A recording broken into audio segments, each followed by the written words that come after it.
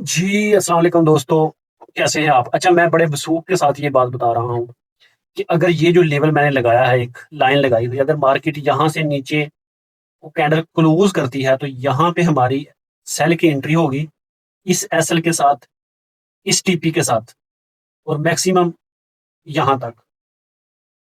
लेकिन ये क्या है कि यहाँ पे फेयर वैल्यू गैप है, इसके दरमियान में हमारा जो है ना वो प्रॉफिट क्लोज़ भी हो सकता है और यहाँ पे देखेंगे क्या बनता है, मार्केट क्या करती है, तब जाके हम जो है वो देखेंगे, क्योंकि अभी तक इसने ब्रेक नहीं किया, मार्केट वापस गई है। अगर इस लेवल को ब्रेक कर गई मार्केट तो हम सेल लेंगे। ठीक है, करते हैं जी। जी, वो सेटअप तो नाकाम हो गया। अभी जो है ना हम यहाँ से सेल पकड़ते हैं। कहाँ पे गया वो बीटीसी यूएसडी? हम यहाँ पे सेल पकड़ते हैं। ठीक है, सेल की हमारी ट्रेड हो गई है और हमने इसका एसएल जो है ना यहाँ पे लगाना है ना, इस जगह पे। और इसका टीपी जो है ना, एक तो यहाँ पे बनेगा, दूसरा चले यहाँ पे कर लेते हैं सेफली।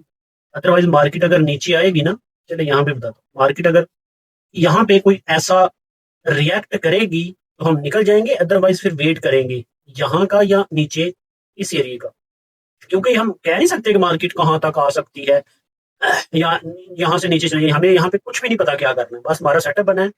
मार्केट नीचे आने के चांसेस हैं उस बिहाफ पे यहाँ तक, या यहाँ तक तो ज्यादा चांस है। उसके बाद अगर मार्केट नीचे आए तो वो ना चलती हुई मार्केट में हमें पता चल जाता है। अगर आपने अच्छे उस्ताद से सीखा है, अच्छी प्रैक्टिस की है खुद भी और साथ के साथ भी, तो आपको ये चीजों का ना एडवांस पता चल जाएगा।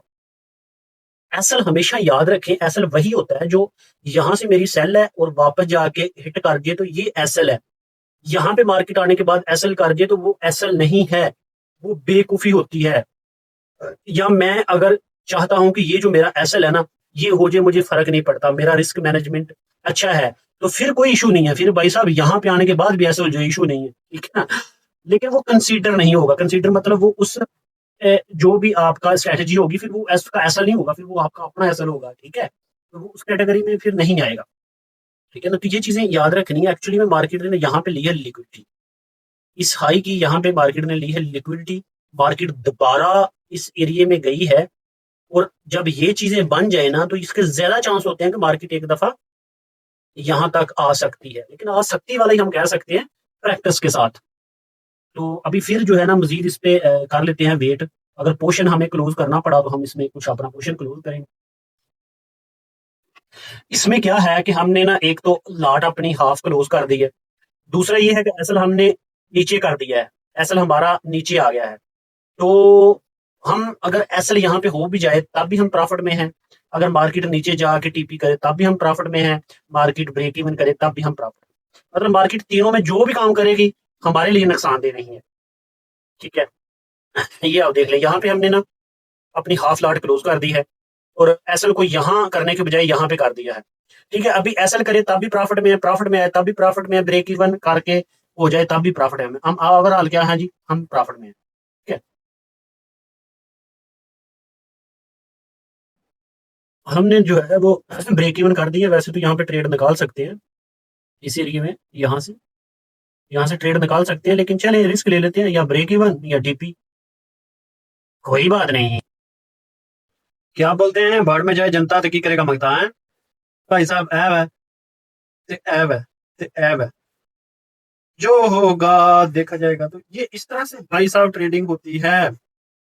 आपने एंट्री लगाई, आपने एग्जिट कहाँ पे होना है, मैंने ये एरिया बताया था कुछ हद तक। बाकी एक ये एरिया है, ठीक है, और उसके बाद ये एरिया है। अच्छा, ये चलती हुई मार्केट में ये चीजें देखनी पड़ती हैं भाई साहब। जी दोस्तों, हमें यहाँ पे बात होने वाली है खत्म, क्योंकि ये हमारा ब्रेक इवन करने वाली है। चले जो भी हो गया, ये जो भी हो रहा है ठीक है। अगर हम काउंट करें ना पिप्स, पिप्स को हम अगर काउंट करें तो हमारे पास भाई साहब 108 600 से लेकर तकरीबन 25 पिप की मूव है। 25 पिप की मूव, क्योंकि छोटा टाइम फ्रेम है, ऊपर से आज हफ्ता है तो मार्केट स्लो ही चलती है। स्पेशल ये क्या बोलते हैं इसको, बीटीसी यूएसडी की ना, लेकिन फिर भी अच्छा है, $57 बन गए हैं। और वैसे तो ये मेरा ख्याल को 150-200 डॉलर बन जाने थे, 150, लेकिन कोई बात नहीं। मेरा असल में ये प्लान था कि मार्केट अगर ये लेवल को नीचे निकल जाए ना, तो फिर हम ज्यादा नीचे तक देख सकते हैं। जाहिर है कि ट्रेडिंग में प्रॉफिट जो है ना, ज्यादा अगर कमाना है तो ये रिस्क आपको लेने पड़ते हैं, ये रिस्क आपको लेने पड़ते हैं ज्यादा प्रॉफिट के लिए। बार बार ऐसा नहीं होगा कि आपने कोई सेल की ट्रेड लगाई तो वो ऐसे क्रैश कर जाएगी मार्केट, ऐसा नहीं होता। अक्सर अक्सर ऐसा होता है कि मार्केट आपको ना तंग करती है ना, जैसे ये हो गया, फिर नीचे आने के बाद फिर ऐसे ये तंग करेगी। बहुत कम चांस होते हैं कि मार्केट ये ऐसे नीचे निकल जाए। अच्छा, फिर याद रखिएगा, ये आपको सेफ सेफ आपको करेंगे। अगर आपको जो मैंने वीडियो में सारी चीजें की हैं, वो मैं चीजें अगर ना करता तो नुकसान की मैं बात करता हूँ। मेरा असल इसी एरिया पे होता, मुझे ये प्रॉफिट जो मिला था वो मैंने कुछ निकाल लिया, ठीक है। अभी मैं स्टिल प्रॉफिट में हूँ। एस्टल यहाँ पे मूव कर दिया, वहां पे हिट कर जाए तब भी प्रॉफिट में हूँ, ब्रेक इवन हिट कर जाए तब भी प्रॉफिट में हूँ, नीचे चली जाए तब भी प्रॉफिट में हूँ, है ना। सारी साइडों में प्रॉफिट में हूँ। इस तरह से ना ट्रेड को ना मैनेज करते हैं। इसको मैनेज कहते हैं कि हमने मैनेज कर दिया। अभी तो ये सिर्फ मैं ये बात कर रहा हूँ कि ये मार्केट इस तरह से गई और ये हुआ। अगर मैं चला जाऊँ ना इस एरिया में कि अगेंस्ट हमारे को सेटअप बना या नहीं, तो हमारा अगेंस्ट सेटअप है, ठीक है। बेशक वो एक समझ लें कि एक बहुत स्ट्रॉन्ग सेटअप नहीं, लेकिन अगेंस्ट हमारा सेटअप है इस एरिया में। इस एरिया में बाय का सेटअप है अगेंस्ट। मैंने क्या बताया है कि मैं जो खाता हूं ना, उसमें फर्ज करो अगर किसी एक चीज पे काम करता हूं तो बाकी जो 7 या 8 या 10 चीजें होती हैं, वो मुझे बचाती हैं इन चीजों से। इन चीजों से मुझे बताती हैं कि भाई साहब आप बाहर ना निकलिएगा, बाहर ये काम होने वाला है, सैलाब आने वाला है, आपको कोई नुकसान पहुंचाने वाला है, ये सारी चीजें, है ना। अभी ये ऐसे नहीं है कि मैंने ये बोल दिया कि भाई यहाँ पे सेटअप था, ये हकीकत में यहाँ पे सेटअप था। जो लोग उसे सीखते हैं उसे पता है। अगर M30 में चला जाए तो M3 M3 हो गया, और M1 में अगर चला जाए तो यहाँ पे हमारे साइड पे कोई ऐसा सेटअप बन तो नहीं रहा। हाँ, ये वाली कैंडल अगर बैरिश में क्लोज हो जाए, या इसके बाद कैंडल अगर बैरिश में क्लोज हो जाए, तो हमारा सेटअप तैयार हो सकता है सेल के लिए। लेकिन क्योंकि हमारा ब्रेक इवन के लिए यहाँ पे हमारी एंट्री ऑलमोस्ट, ठीक है, तो ये ब्रेक इवन के चांस ज्यादा है। कोई इशू नहीं है, हो जाए, कोई परेशानी नहीं है। अगर बात की जाए तो ये देखो 57 पिप सिर्फ आज की, सारा ऐसा नहीं है कि और भी ट्रेड है, सिर्फ ये ट्रेड है। तो आप ये देख सकते हैं। आज की वीडियो में इतना ही, अपना ख्याल रखिएगा।